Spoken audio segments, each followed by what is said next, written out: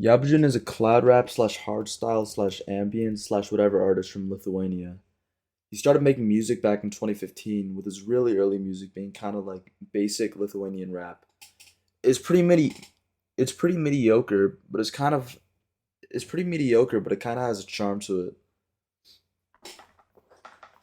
His music also had a pretty clear hardstyle influence from the start, which can be seen on the track Sausas is Van Den's Part 2. And he also had kind of a lo-fi sound, which can be heard in Sausas is Van Den's Part 3.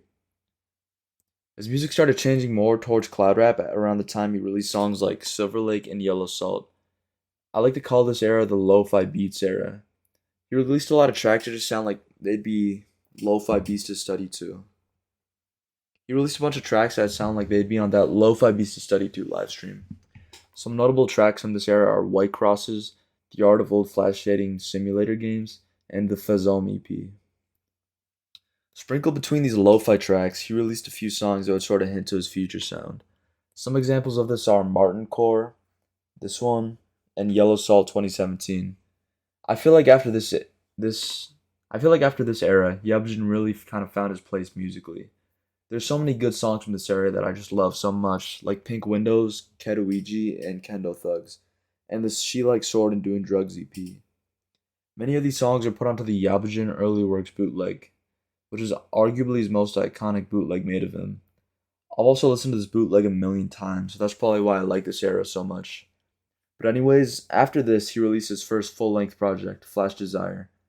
Now, I love Flash Desire. It's honestly one of my favorite projects ever. It's probably his most it's definitely his most polished.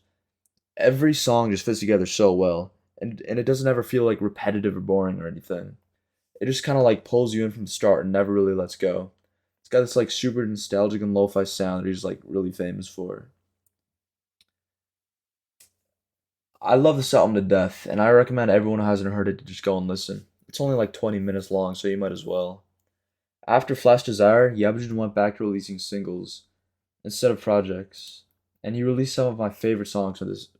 And he released some of my favorite songs of his in this era.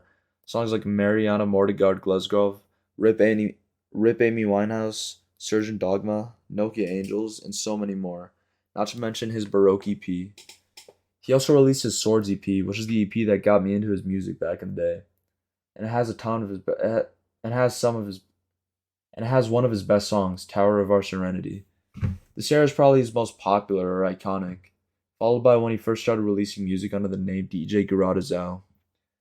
Now, DJ Garada Zhao's sound is really different from Yabujin's. Well, Yabujin could be considered more like cloud rap or something like adjacent to cloud rap. DJ Garada Zhao is more just like straight up hard style. He released a bunch of his most popular songs during this time, like Jumping is Not a Crime, Zoust to, Zoust to Jumping Gargoyles, and Valeria Bounds, as well as a few DJ mixes that are interesting. But yeah, after this he started releasing some more experimental tracks.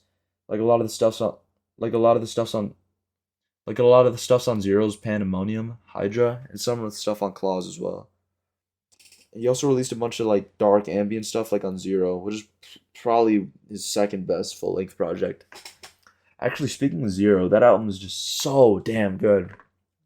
I feel like I never see enough people talk about it, aside from like the song Birth off of it. But just that whole project is just it's so good. All the songs just flow into each other so like perfectly. They all have this like kind of creepy ambient vibe. It kind of has like the same feeling as when you like find creepy pastas when you're a kid, or like just like watch like scary videos you know you weren't supposed to. It just does such a good job at like encapsulating that feeling and like making you feel like you're losing your mind, and I just like love it. But anyways, after this point, he released a few more serious songs, but most people call this latest era the troll era. Most of his stuff released now is either just like dark ambient, crazy hardstyle, or just straight up noise. While he's trolling a lot here, there are some genuinely good songs, like Hypnotic Psychosis, In My Room, and his Black Crate Love Foreign remix. This this is kind of the era we're in right now, but I feel like a lot of his latest stuff has been much more listenable than the stuff during the peak of it. Maybe he'll go back to making normal music, but who knows? I just hope his fan base eases off so he feels safe to come back. But in conclusion, Yabujin is probably one of my favorite artists of all time. He was my number one most listened last year on Spotify, and all of my top songs are from him. It's really such a shame that his fan base was so creepy and made him like disappear.